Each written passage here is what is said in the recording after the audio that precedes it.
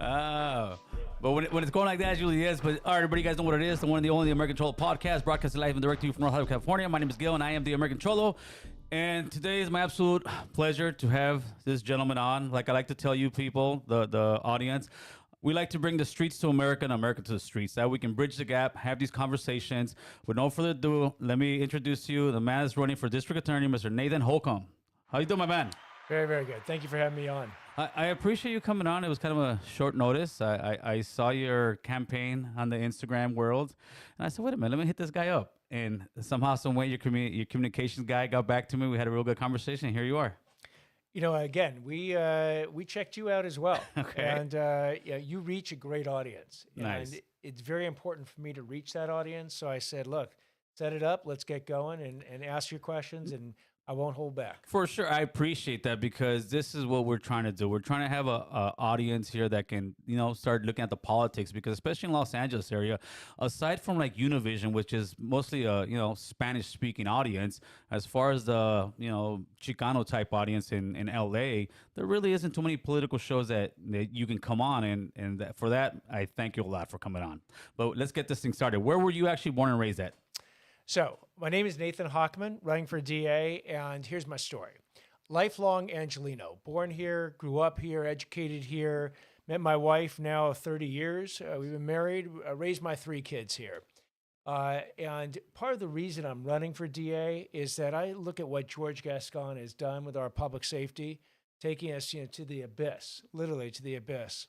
And making it so 2/3 of Los Angelinos who are polled say they feel less safe today than when Gascón came into office 3 years ago.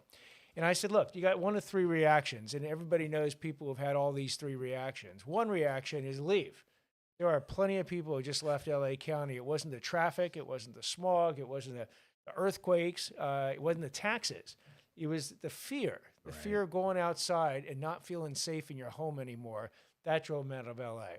And there's the people who complain from the sidelines, and everybody knows those people. Of course. Then there's the people who want to do something about it. I think you want to do something about Absolutely. it by having this podcast. I think your listeners want to do something about it.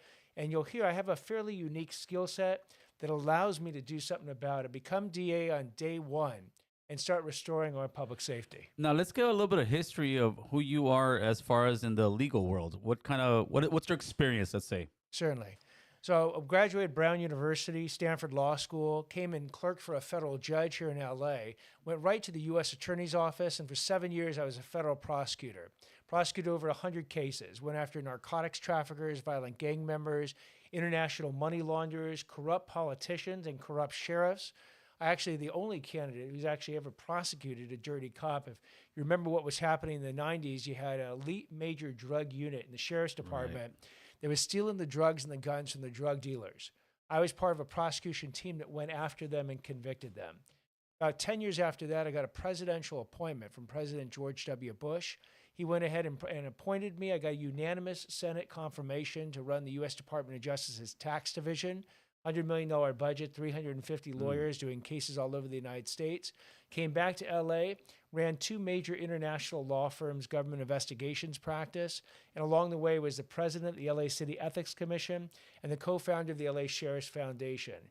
So my experience is fairly unique. 10 years as a prosecutor, but 20 years as a defense attorney. Now, I've heard you bring that up and also say that Gascón, I believe you say, has never prosecuted an actual case. Yeah, it's actually shocking. We have a district attorney who's never personally prosecuted or defended a criminal case in his life. It'd be like if you went in for surgery and the guy's about to operate you, the surgeon, and you say, how many of these have you done before? And he goes, well, none. Well, why are you operating on me? He says, well, because I don't know, there was a vote and the people elected me to operate on you, and you would run out of the surgery room immediately. That's basically what's happened with Gascón. He's in charge of 900 prosecutors, yet he has never prosecuted a single case in his whole life, as opposed to me, I've got 34 years of prosecutorial and defense experience. So what kind of report card would you give Gascón if you had to? Well, are you allowed to give Fs in our society? I think yeah, maybe. Times are changing, right? How about a participation trophy? I mean, maybe nowadays you can get a participation trophy, and that's it. One thing I will say that Gascon, I think, has done more than any former DAs is go after law enforcement, has he not? Yeah, no, he's decided to prosecute police officers rather than partner with them. In fact, over the summer, it was interesting. They do 180,000 cases, the DA's office. It's the largest local prosecuting office in the United States. Yet on his homepage of his website, he highlighted 5 cases. 3 of them were prosecutions against police officers. And that's his message to the police. There's tens of thousands of law enforcement officers. And like I said, if someone crosses a line, not only will I make sure that they get prosecuted, I've personally done it myself. So I speak from experience. But the overwhelming number of officers, when the bullets are flying, they're running into the building, not running away from it. They are doing their absolute best to do their job, to help protect us every day. And I will have their back. But they know that if anyone crosses a line, they will get prosecuted as well. Would you also admit though that there is a problem in law enforcement as far as like the blue shield, where one, like we were speaking about off air, where 1 or 2 does something wrong and the rest cover up for them? So how do you combat that?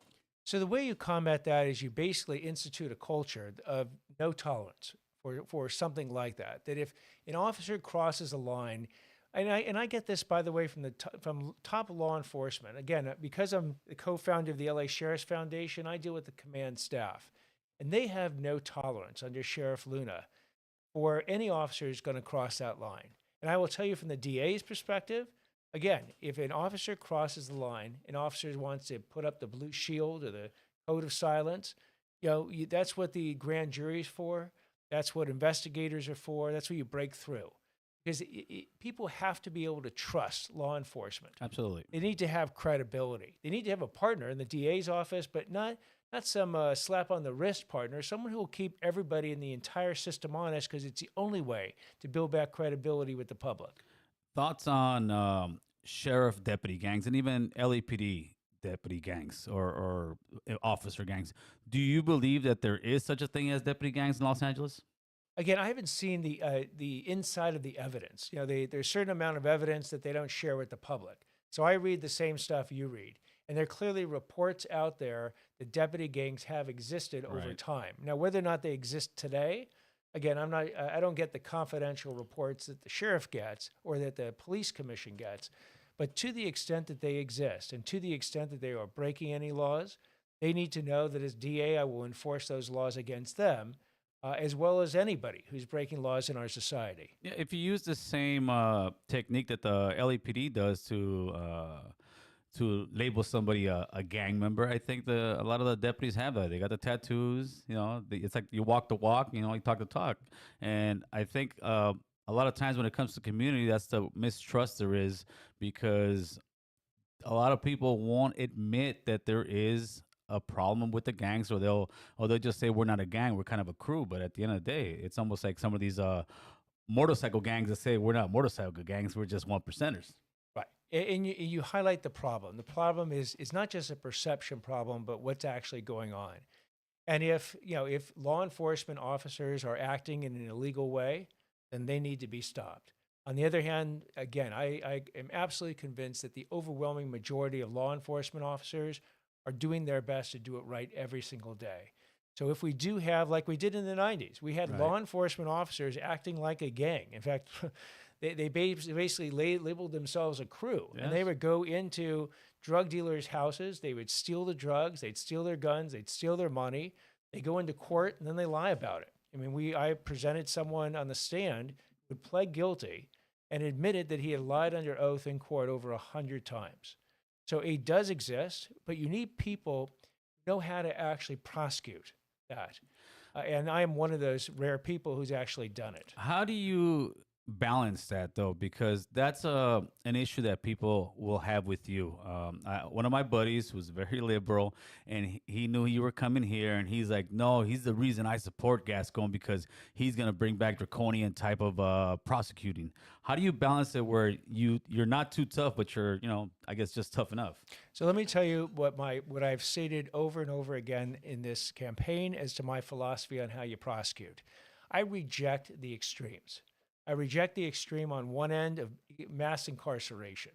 But on the other hand, we have the other end of the pendulum swing where George Gascón has instituted what he calls decarceration. Basically, blanket policies that say certain criminals and certain crimes just not going to prosecute. So go ahead and commit them. They're not going to be prosecuted. I believe in something I call the hard middle. The reason it's hard, it actually requires experience and a lot of effort because you don't have a blanket policy. You look at each and every case individually in a case-by-case analysis to look at the defendant, the crime committed, and the impact on the victim. And what you're designed to do with your experience and your judgment is decide who the true threats are to our society who need to be behind bars, and quite honestly, the ones that aren't. Your first-time nonviolent offender very well might be at the crossroads of his or her life. And if you give that person community service, if you give them a diversion program, then hopefully you'll never see them back in the criminal justice system again. And that is just, that's great for them, their family, their community, and the system.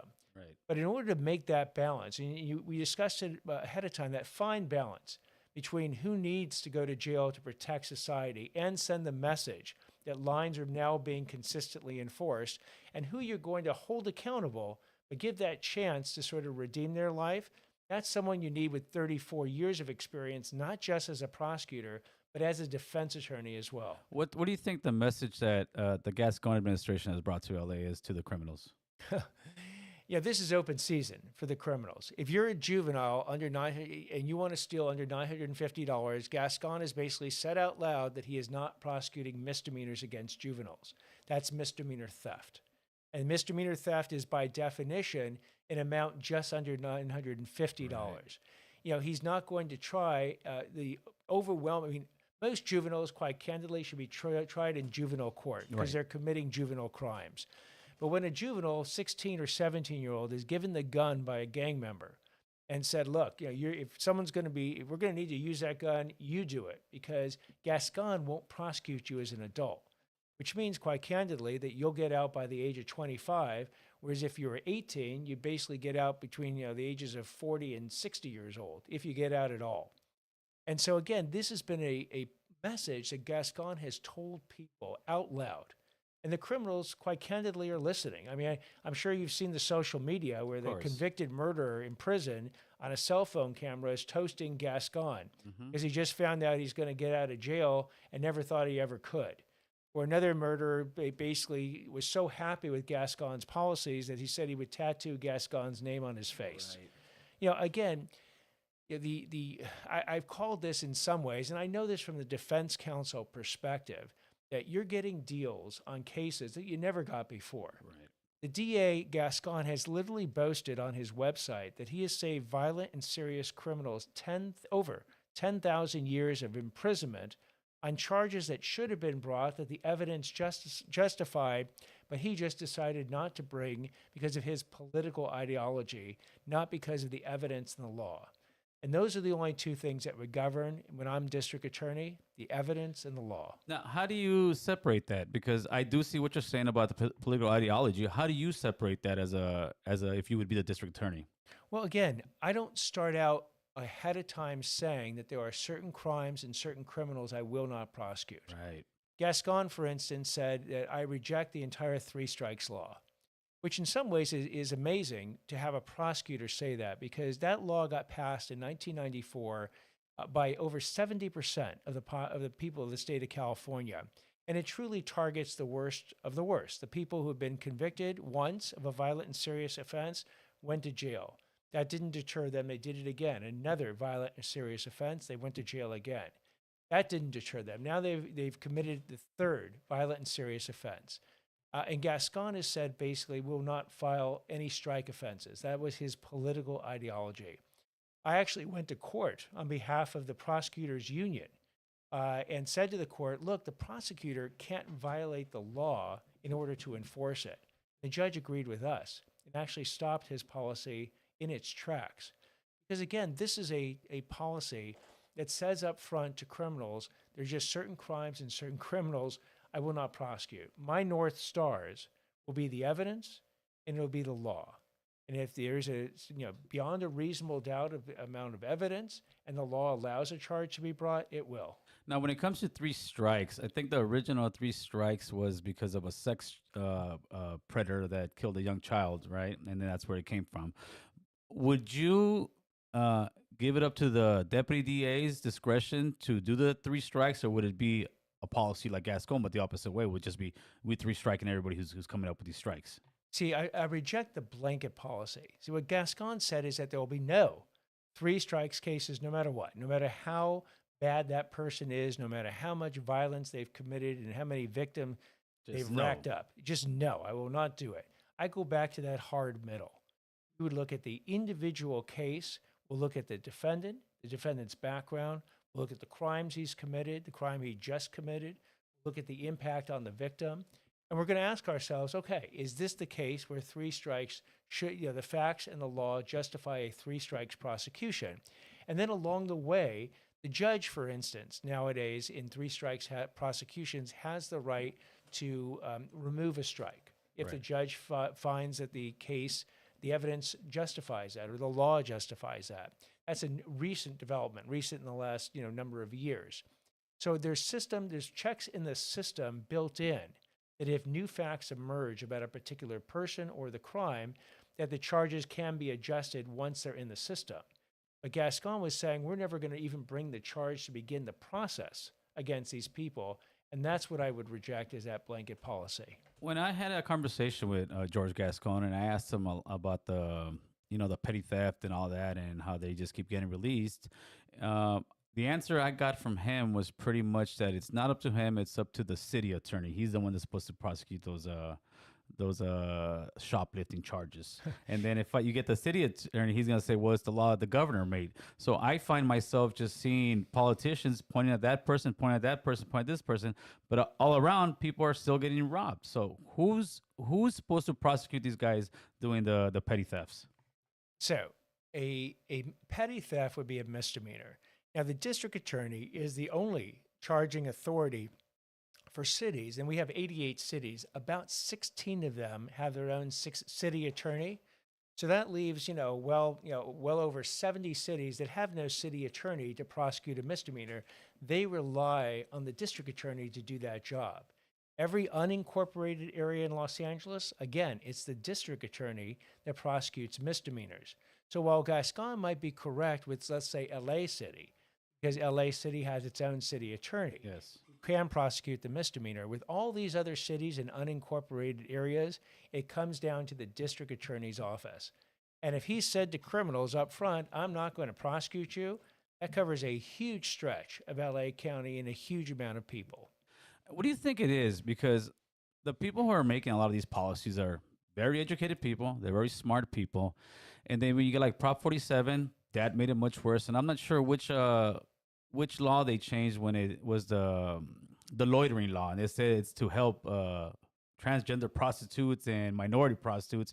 And to me, it seems like a lot of the politicians, especially in California, seem to be more worried about the criminals than they are of the lady living in a house with the prostitutes walking up and down the street. So what's going on with these policies, and how can you at a DA actually do something about it if they're in law? So what the DA can go back to is actually enforcing the law. So even if it's a misdemeanor, the DA has the power, as we were discussing, to enforce a misdemeanor. And a misdemeanor can be up to 1 year of county jail, and if it's multiple misdemeanors, it can add on and be consecutive. So there's certain levels of power, but the DA also has a huge microphone, a megaphone, the bully pulpit, as they all call it. And what that means, I'll give you an example. Right now in Sacramento, they just put up there a new law to deal with these petty thefts. And we're talking a law that's being proposed by Democrats, not just Republicans. It's got a lot of bipartisan support. And the idea, for instance, is that one of the problems with Proposition 47 is you could go into a store still $9.49 today, do it again tomorrow, do it again the next day, and it doesn't get the repeated effect. It doesn't even aggregate or add it up together. Right. These new laws will be aggregating and adding up these amounts so that felony grand thefts can be brought. Because the whole point, I want to make this crystal clear to you and all your listeners as to what the goal is here. The goal is not to fill the prisons. In fact, if you fill the prisons, you have failed. The goal is to have a line that everybody understands will be consistently and fairly enforced so they don't commit the crime in the first place.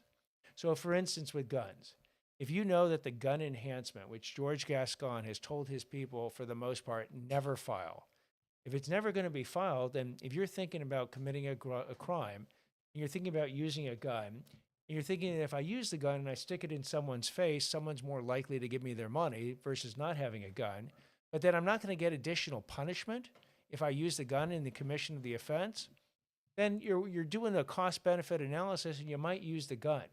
If you know, on the other hand, that under a Nathan Hawkman district attorney's office, the gun enhancement, if the law and the facts justify it, will be enforced, and you're looking at additional years in jail if you use that gun, then again, the goal is for you not to commit the crime in the first place, and if you do commit the crime, don't use the gun. Let's go down a list of some of the sentencing guidelines. I want to see your take on it. So, gang enhancements.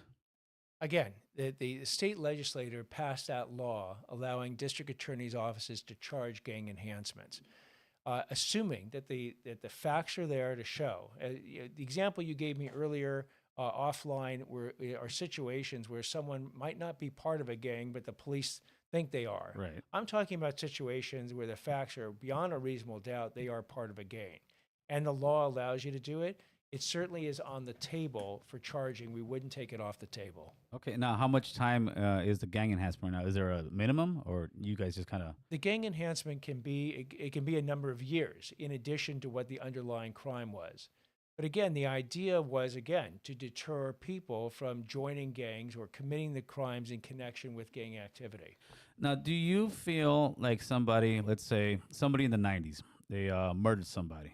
Do you think that they should eventually one day be released, or do you think somebody that got life in prison should never be released? Well, it's interesting. If someone in the 90s murdered someone, the person that they murdered obviously is never coming back. The family that suffered that loss suffers it every single day. And if the and what we're trying to prevent is this: you go ahead, let's say, and someone kills someone close to you. Mm-hmm. Your natural instinct, if a lot of people's natural instinct, go kill them back. Then they want to, when you killed them back, then they're going to kill someone in your family, and it just keeps going. Welcome to the gang world. Oh, yeah. So what prevents that, which is the notion from the victim's side that the system brought their family some level of justice. Now, we can talk about the death penalty, and we'll put that to the side for a moment, but let's say life without the possibility of parole. And you're thinking, okay, that person who killed my family member is still alive, but they can never hurt someone again, at least on the outside. And you're thinking to yourself, okay, I can live with that. That's our system. That's justice as you've internalized it, and I'm good enough with it. So then all of a sudden you find out 20 years later that the guy's going to get out. And you're thinking, well, that wasn't the bargain. That wasn't the deal. Right. Life without the possibility of parole should mean life without the possibility of parole. And when that doesn't happen, then there's a strong sense amongst victims of injustice. And that starts to bring into question the whole system and whether or not you can actually believe in the system when it says someone's never going to get out, that they're really never going to get out. Now, you have a certain feeling about also, I think the prosecutors can't go to parole hearings right now, district attorneys.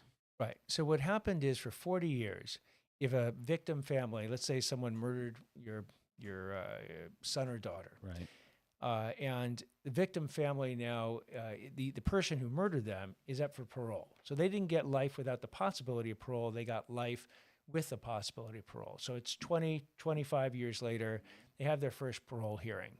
The guy, the murderer, shows up. They have their own lawyer. They have the parole board. The victim family shows up, and for 40 years, the prosecutor would go with the victim family. Again, to explain to the parole board hearing officers what happened, why this person's in prison in the first place, give comfort to the victim family, provide information to them as well. George Gascón comes into office, and one of his blanket prohibitions is to prohibit any prosecutor from going with the victim family ever again to a parole hearing. So now the victim family is on their own. They show up, they don't know the system. They go ahead and they can make some statement to the parole board, but they don't get the information about what's going on. And I just think that, again, the prosecutor represents the public, represents the victim. There's a lawyer for the murderer, but the only lawyer for the victim is the prosecutor themselves. So when Gascón prevents the prosecutor from coming in, he's doing an enormous disservice to the victims, and I would argue to the public as well. Juvenile tried as adults. What is your opinion on that? The overwhelming number of juveniles should be tried as juveniles. Okay. They're committing juvenile level crimes. They need to stay in the juvenile system and hopefully get some level of rehabilitation so when they become adults, they don't commit adult crimes. But there are exceptions. And again, George Gascón started out for a long time saying there are absolutely no exceptions. And the case that even George Gascón had to admit after the fact when it went public, the media focused on it, was a case where you had a woman named Hannah Tubbs. And what had happened is that when she was actually a he at the time, 17, seen that. Violently molested a 10-year-old. At Denny's. Correct. But didn't get caught. Didn't get caught till she was 26. And at that point, George Gascón had this policy that you'll never prosecute a juvenile as an adult. But the problem is, as we mentioned before, you age out of the juvenile system at the age of 25. So the person was already 26. So unless they got prosecuted as an adult, there was no prosecution left to do. And that's exactly what happened in this situation. Problem for George Gascón is that most of these cases go under the radar. Nobody knows about them. Mm-hmm. This case caught the attention because the prosecutor wanted to file the paperwork to have Hannah Tubbs tried as an adult and was prevented by George Gascón and went to the media and complained about it. And by the way, got retaliated against by George Gascón. So I think that the overwhelming number of cases, juvenile cases, should be prosecuted as juveniles. But those exceptions mean that we got to look at each and every case individually. What I haven't seen anybody speak about is where we're going to house all these juveniles, because eventually, as you get more and more juveniles doing, like, let's say, assault with firearm times, which would be 2 or 3 years, or anything less than murder, these guys are going to need some kind of housing. They closed off all the youth authorities. You can't put them in the juvenile system in these juvenile halls. So what is the plan, or is there any talk about what they're going to do with all these juveniles? I mean, it's even worse than you just described. The state basically said they're going to close down 2 juvenile halls coming up. Right. Because the conditions in there are so bad that they basically view them as, subhuman. I mean, people should not be spending time in these juvenile halls. I believe that, I believe that the Department of Corrections got renamed, as you know, to the Department of Corrections and Rehabilitation, which means that we as a society, if we don't want to have a perpetual cycle of people going in and out of the jail system, and 50% of people who go in the jail system are back in the jail system within 2 years. That is an absolute tragedy, as a disgrace. The society needs to invest in having appropriate facilities that not only can properly house people, but hopefully give them a skill set when they're there. Right. One of the programs that I'm a huge supporter of is called the Last Mile, or it goes by the lastmile.org is its website. And what it does is it teaches coding skills to prisoners. Helps them, it's a year-long program, helps them get a certificate to do like websites or website maintenance, and then helps them get their first job when they get out. While the recidivism rate for the regular prisons is over 50%, the amount of time you're going to go back to prison after you get out, the recidivism rate for the last mile is 0. Wow.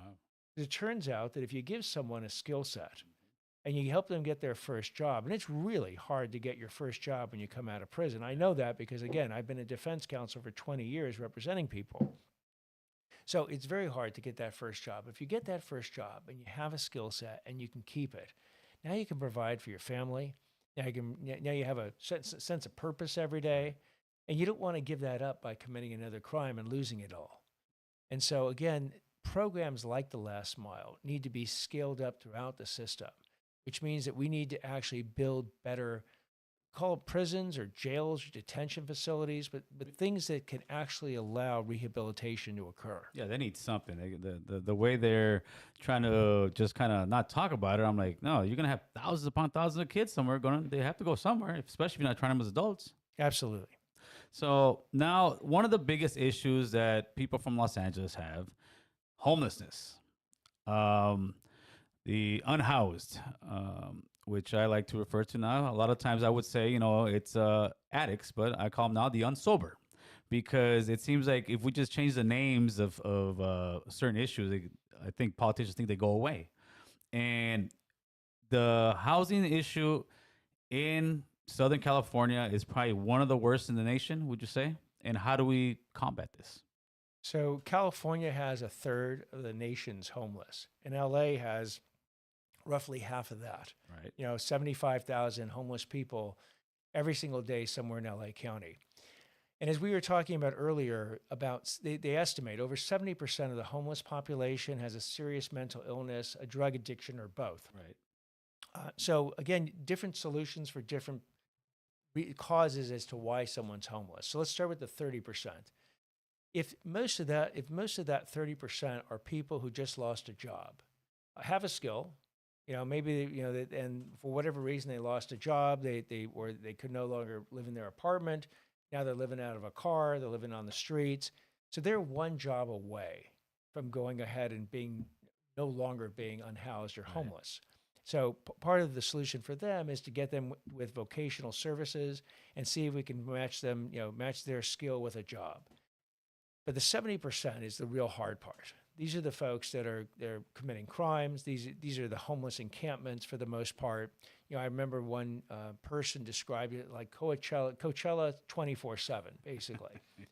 Where you just get up, It's party time every day. You eat what you can, you get enough money to do drugs, you go to bed whenever you can, and then you repeat and rinse the next day. So with these folks, again, one of the best teams that I've seen out there to deal with it is called the HOST team, HOST, the Homeless Outreach Services team. What they did is something smart. They partnered these deputy sheriffs who are specialized in dealing with the homeless with people who work in the Department of Mental Health, Department of Vocational Services, Department of Public Works. And they go out as a big unit to the homeless encampments. In fact, I went with them when they went to the Rio Hondo River, under the 101 bridges when there's homeless encampments, Venice Beach, right. Down by the VA. And what they do is they do a 5-point, plan. First point is literally meet all the people who are there. And they go and they shake their hands and they say, "Hi, I'm Bob from the host team. What's your name? Where are you from? Hey, here's a bottle of water. I'll see you tomorrow." And I mean, we're talking drug use could be occurring right in front of them. Right. They'll see them tomorrow. And they come back. They come back the next day. They come back after that. They actually build a relationship so that they're not afraid of them. Then they identify all their problems. So if it is mental illness, they try to match them with someone who can deal with that. If it's drug addiction, match them and get them into a program. Because that's the third point of the program, outreach.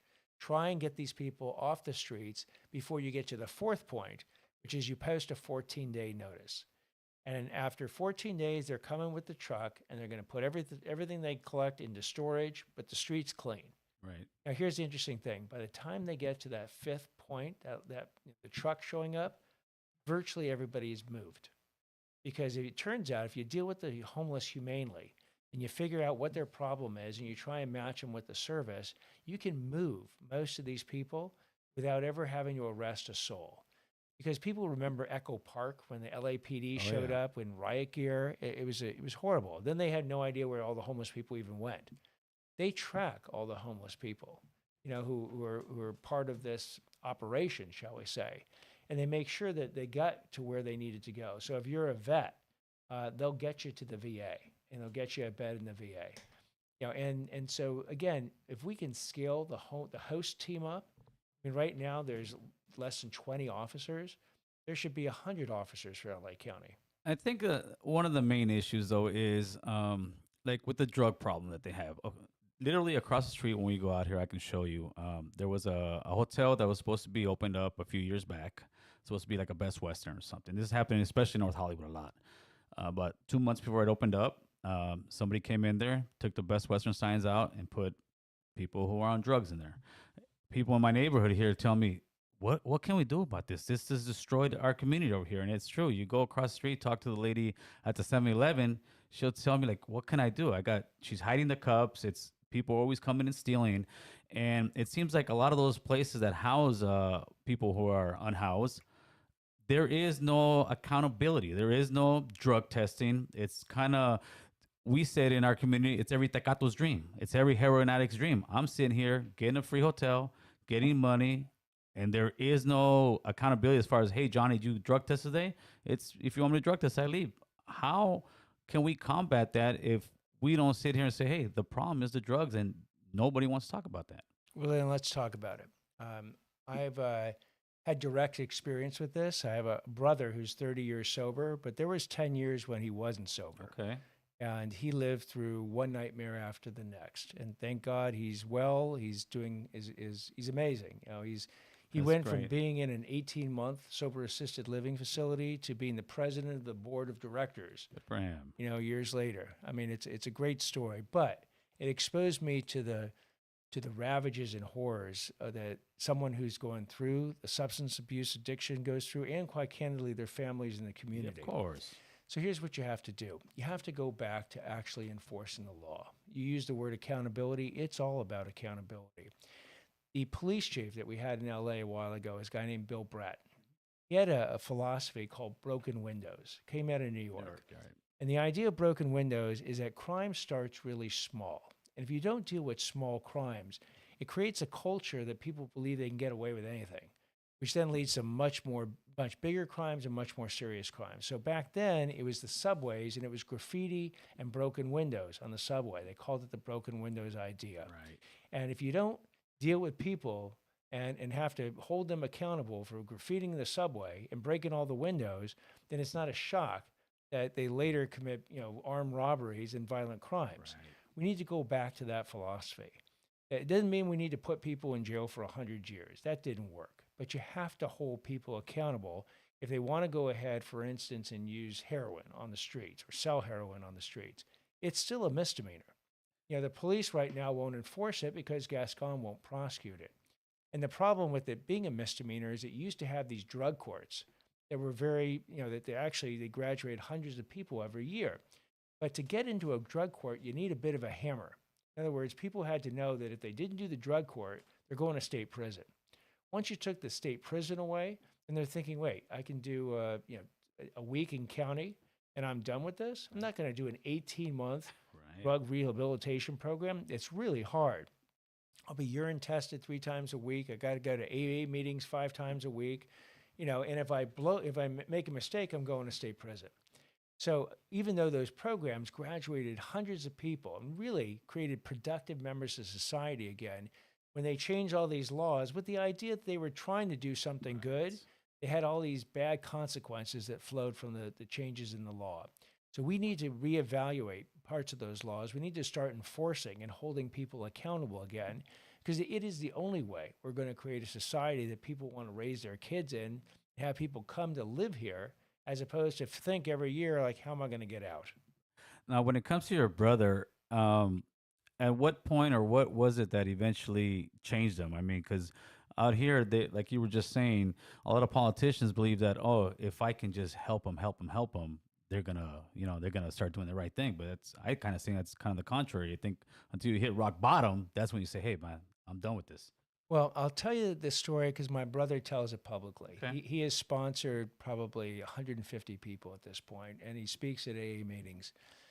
And here's what he says. The reason his 30 years of sobriety is my wedding date. I got married on April 3rd, 30 years ago, or 31 years ago now. Congrats. And it was the day of his sobriety, his birthday, as they say in the program. And the reason was he wasn't invited to my wedding. He was supposed to be the best man. He wasn't in A shape to be the best man. He wasn't in A shape to be there. And he got disinvited. The entire family stood by the decision. He realized that he finally came across something that he was being held accountable, and there was a significant consequence in his life. Yes. This was a big event that he knew was not going to get repeated. And he had been offered treatment before. He had turned it down. And on that day, when he when he woke up that day and he realized he wasn't coming to the wedding, he called someone up and he checked himself in for the next 18 months. And what you just said is exactly what I speak on. Tough love. That's what tough love looks like. And to me, I make this reference a lot of time. If you walk into your house and you catch your son doing heroin, you don't say, "Oh, here, son, here's a room. I'll give you some money every month," and there's no accountability. No, you got to tell him you're gonna get out of here. You need to get some help. But it seems like the politicians in California are just kind of throwing money at the problem, and you're not going to solve gang crime with just throwing money at. I can give $5,000 to any gang member out here and say, hey, here's $5,000. If he doesn't know what to do with it, or doesn't have any skills, he's going to blow it, buy some guns, buy some drugs, and it's going to get worse. And I think that's what's going on in California when it comes to the homeless problem. We're just throwing money at it, but without any like real, hey, let's find a solution. There's a great book out there that looked at San Francisco, written by a guy named Michael Schellenberger, and it was called San Francisco. And the idea is exactly that San Francisco has literally spent billions on its homeless problem, and the problem's only gotten worse in the last 10 years rather than better. And it all comes back down to accountability. That if you give people, food, money, drugs, you don't hold them accountable, it's not shocking that they're going to want to just keep doing more. And his whole idea is that you have to have accountability built in the system, compassionately. Yes. But these are lines that if you cross, there are true consequences. Because you learn a couple things when you're a family member of an addict. You learn two concepts. You learn enabling. Mm-hmm. That if you might want to love the problem to death, but for an addict, that is enabling them. Yes. The second thing you learn about an addict is that when they're lying when they open up their mouth. That it's the drugs that is actually controlling what they want to do. Yes. They will say anything to score the drugs that day. And it's shocking because you can't believe that a family member would look you in the eye and lie to you. I can tell, I'm sorry to cut you off, but I can tell exactly that you're coming from the heart of that, because that's what I tell people. That person that you know is not the same person. That's that drug addict. Correct. And they will lie to their teeth. So in other words, when I say, if these people are on the streets, what do you think they've done to their family? They burn all their bridges. Oh yeah, I'm telling you, my brother went from an addict to being with me the co-founder of the LA Sheriff's Foundation. Nice. And he's he's an incredible person. He's a lawyer. He went to law school. He's been a successful lawyer for Very 30 cool. years. I mean, it's a great story, and it shows me the power, the capacity of redemption. That no matter where you are in this world, no matter how low you go, if you are willing to be held accountable and take actions to get your life back in order, that spark exists in everybody. Absolutely. Now, let's talk a little bit about how do you combat corruption in the city. Just recently, in the last couple of years, you had Curran Price, Mike Ridley Thomas, Joe Huizar. I think he took in like 1 point something million, Raymond Chang, and all these. These are actual council people of LA, and a lot of LA doesn't even know it because it hits the 2-minute cycle in the news and it's gone. But these council people are actually, it reminds me of like a third world country where they're coming in there, they're taking bribes, they're doing conspiracy, they're doing everything and anything. How do you combat that as a DA, or can you? Well, again, you have to let them know that what's interesting, the cases that you just listed, and you could throw Mitch Englander, who used to be the president of the LA City Council, in that sort of felons row. Curran Price is being prosecuted by the DA's office. All the other cases were being prosecuted by the federal government, not the DA's office. What I would do, again, having been a prosecutor of corrupt public officials myself, is build up the public integrity unit in the DA's office. They should be the front line that every LA City politician has to know, could be looking at them if they want to cross the line. Part of my background is not only as a prosecutor in this world, but I was the president of the LA City Ethics Commission. And our whole job was holding politicians accountable. So again, if politicians understand that the costs, and part of the cost of the decision is the thought that they're going to get caught.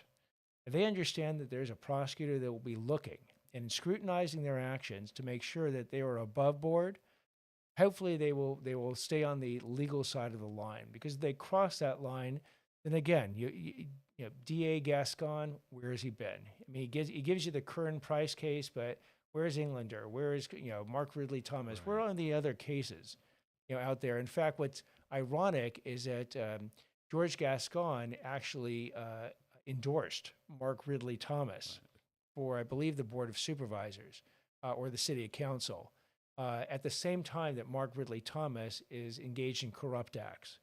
So it's not a shock that DA Gascón is going to turn a blind eye to a lot of this corruption. I absolutely won't. Wow. So, no bail policy. What is your thought on that? So we need to, here's the deal with no bail versus cash bail. Cash bail basically goes back to that blanket policy I was telling you about, that if you commit this crime of robbery, let's say that the bail schedule says that your crime is worth somewhere between $50,000 and $100,000 for bail. And what that doesn't take into account is two important facts. What is the risk that you're going to commit more crimes in the future? And what is the risk that you're actually going to show up for the next hearing in this case? Bail should be assessed based on an evaluation of both those risks.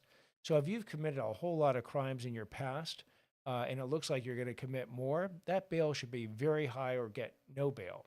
On the other hand, if you've not shown up for prior court hearings, again, we need a high bail to make sure you're going to be there. On the flip side, though, let's say you're a first-time offender and there's no risk that you're not going to show up. You're going to show up. There's no risk that you're going to commit more crimes. It was your first crime. But all of a sudden the bail, and let's use a lower bail, is $5,000. You don't have $5,000. You just don't. And no one in your family can raise even $500 to get a bail bondsman to get you bail. Now you have no risk that the system should be concerned about, but you're kept in jail until your hearing, which means often you'll lose your job. Correct. You can't take care of your family. I mean, some bad stuff if it ends up, even though you're presumed innocent, you're going to stay in jail.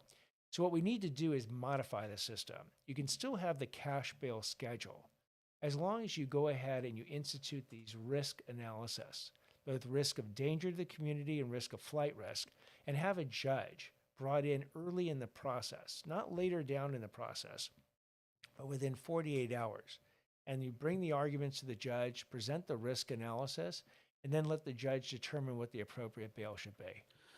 How do you combat the smash and grabs? Because right now it seems like it's a very popular thing. You see it just about every week on the news. And what can you do to combat it? And what can actual business owners can do? Because the business owners seem to be afraid to do anything. That it's to a point where they don't want to get charged with the crime, trying to stop the people from burglarizing their stores. So what would you do as a district attorney, and what can they do to help protect their stores as well? Well, let me start with our current district attorney. George Gascón is a lightning rod for treating criminals lightly or not at all. And so when Mayor Karen Bass assembled an organized retail theft crime task force, she invited the sheriff, she invited the police chief, but she didn't even invite the DA Gascón to her press conference because he's such a lightning rod for actually not going after criminals that she didn't even want him at the press conference. So I've led task forces, and the DA's office is the natural home to lead the task force to go after the organized retail, the smash and grab robbers who are in many ways, very organized in the way they do it. And you need to go after them at at basically the theft level. In other words, anyone who's on video or committing the crime needs to go to jail. And needs to be arrested in the morning, but not released in the afternoon. Right. Because every time that happens, there's someone on the street that sees someone who got arrested. They see him back at on the street corner in the afternoon, and they're going like, okay, this system has no accountability. So you need to hold the people who actually commit the crimes accountable. But when they get the stuff, it's not like when someone steals a purse that they're all of a sudden using the purse. They're turning that purse into money for whatever reason, that they're going to use the money, but they're turning it into money, which means that they're fencing the purse. You need to go after the fencers very hard. Part of this new legislation that we are discussing actually increases the penalties to go after the people fencing it and laundering the money much, much harder, adding years of imprisonment if they go ahead and do this. And again, you're trying to put those people out of jail or out of business. Right. So that they don't turn around and take that purse and put it on their Amazon site and then discount the purse because, of course, it was free to them or whatever they had to pay because someone stole the purse in the first place. Now, let's say you become district attorney, right? in Los Angeles. Will you then just kind of shut off the rest of the community, or will you have some kind of way that we can actually approach you and say, hey, Nathan, we need to talk this month, and these are the concerns, especially for the Latino community, because it seems like when it comes to us, and this is just across the board, California or the nation, I feel that we're the most underrepresented community. We have the biggest vote, but it's almost like we just get catered to during the election cycle, and then after that, it's like, well, we'll see you in the next 2 years. So how can you, guarantee that we'll have a seat at the table with you? And I'll give Gascon that he'll at least sit down, listen to us. How can we have the same guarantee from you about that? Well, again, what's interesting is that Gascon didn't start a Latino advisory council Right. until 2.5 years after he was DA. He did one for the African Americans. He did one for the LGBTQ. He did one for Asians. Latinos were 2.5 years later. I believe it. Latinos will be day one for me. And I'll tell you why. Because you have lived a certain experience. Your community has a certain experience that I can learn about, but I haven't lived. And the only way for me to appreciate how the policies of the DA's office will affect your community is having you at the table advising me of that, and having other Latino leaders at the table, whether it's everything from Latino police officers down to Latino citizens in this community, and people from the churches and people from the nonprofits. They all have a seat at the table. I believe in a philosophy, and let me tell you what that philosophy is. And it was actually the only saying on a president's desk. And I'll paraphrase. It says, if you don't care who gets the credit, you can do some great things in this world. And I don't care where the idea comes from. The idea can come from my adversary. It can come from someone I don't particularly like. But if it's a good idea, I'm gonna go with it. Absolutely. I'm gonna run with that idea, because again, if I give you credit for the idea, great, own it, be part of it, and you want the idea to succeed. And quite honestly, if you succeed, I succeed. Now, is there anything you can do as far as like RV encampments? Because I have a quick example. My son drives a work vehicle, and every once in a while he brings one home with a logo on it. He brought it home. Next day, he's got a ticket. There's an RV could be sitting in front of the side of my house for 3 weeks and no tickets.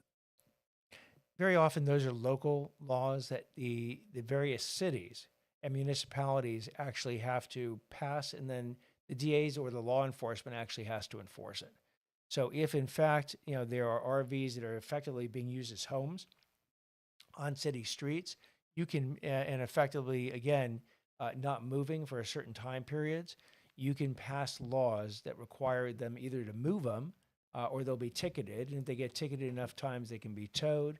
And if they're towed, then the only way to get it back is to pay a big fee with the tow yard to get your RV back. Right. Well, it seems like, a lot of places where they do park, there's actually signs that say no parking from 2 a.m. to 6 a.m. But it's almost like the cops have been ordered to stand down when it comes to that kind of stuff.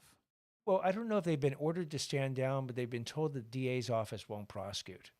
So very often what happens is, and this is the problem with Gascon, when you tell the police up front, we are not going to prosecute certain crimes, then there's very little incentive for them to investigate it and spend all the resources to come up with a report, knowing that the DA's office is going to hit it with a big D for decline. So what happens then is that they're going to spend their resources doing other things, and the RV just sits there for days or weeks on end. Makes a lot of sense. Now, another complaint that I've had from the community is the parks. It seems like the parks have been completely taken over, and again, it seems like the cops' hands are tied. You got, especially like in North Hollywood Park around the rec area, they won't open up the rec area for the kids. They won't open up the rec area for the elderly during the summer when they're supposed to have the AC on. The restrooms are always closed, and all you see there is people getting high, drinking. It's almost like a party. And you tell you can have the cops conversation. They're gonna be like, "There's nothing I can do." So, what can you do as a district attorney? Come in and let them know, "Hey, man, we need to start getting these parks back." Whether it's parks, whether it's sidewalks, whether it's a subway, they belong to the public. They don't belong to any particular person. And again, if these people are basically taking over the parks, the subways, the streets, or the sidewalks, and they're violating the law and doing it, the police need to enforce those laws. The DA needs to prosecute those cases. Like we were saying a moment ago, the DA says up front, we're not prosecuting the cases, then the whole system starts to break down. One thing I can tell you is I will hold people accountable. If the facts are there and the law allows me to do it, they'll be held accountable. And it might be also a resource issue. Whether or not the police have enough resources to go from park to park to park, they will eventually get there if they know a DA's office is behind them. And the DA can encourage, for instance, the LA City Council or the LA Board of Supervisors to get more funding for the police to clean up the parks. What do you think running for district attorney and you're seeing the video of the 2 police officers in New York getting assaulted, and the next day the assailants are walking free? They've had a record number of police being killed nationwide this year. And part of the problem that we have in Los Angeles is that the LAPD once was at 10,000 officers. It's under 9,000. If it had the same number of officers that New York City has, it would be at 20,000 officers. And when you don't have these officers, it's very hard. The morale is very hard. It's very hard to recruit officers.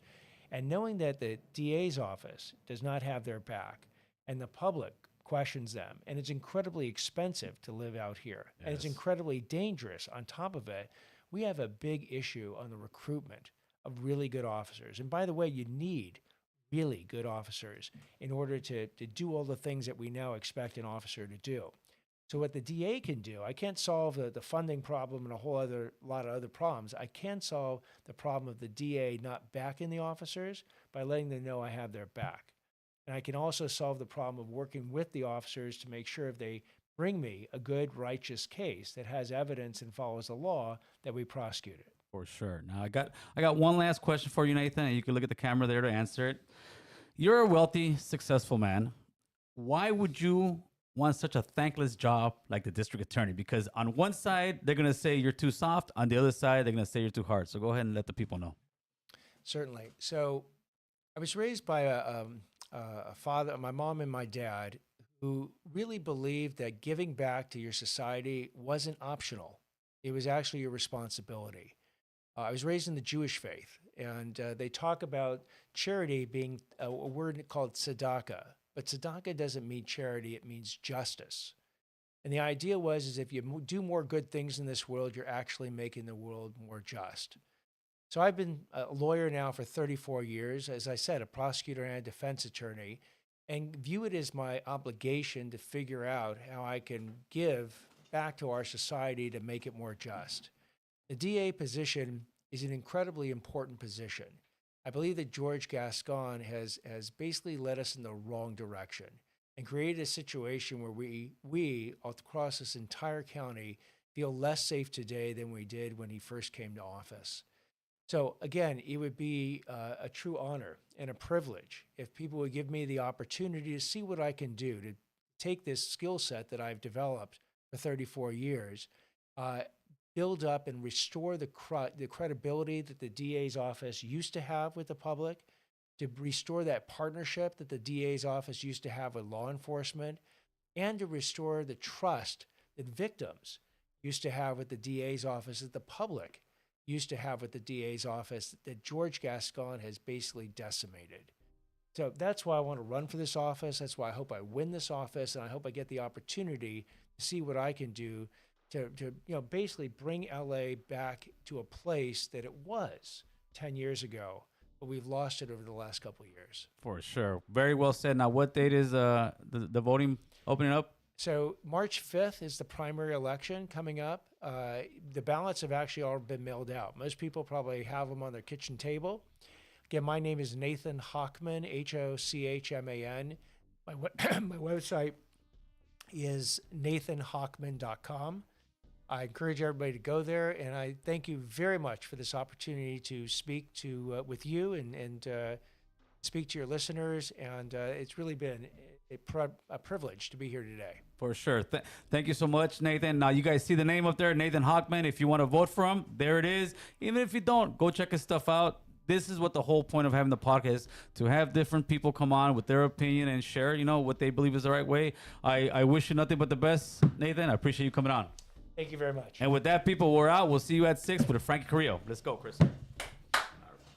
Works for me. That was good. Great. Great. Thank you.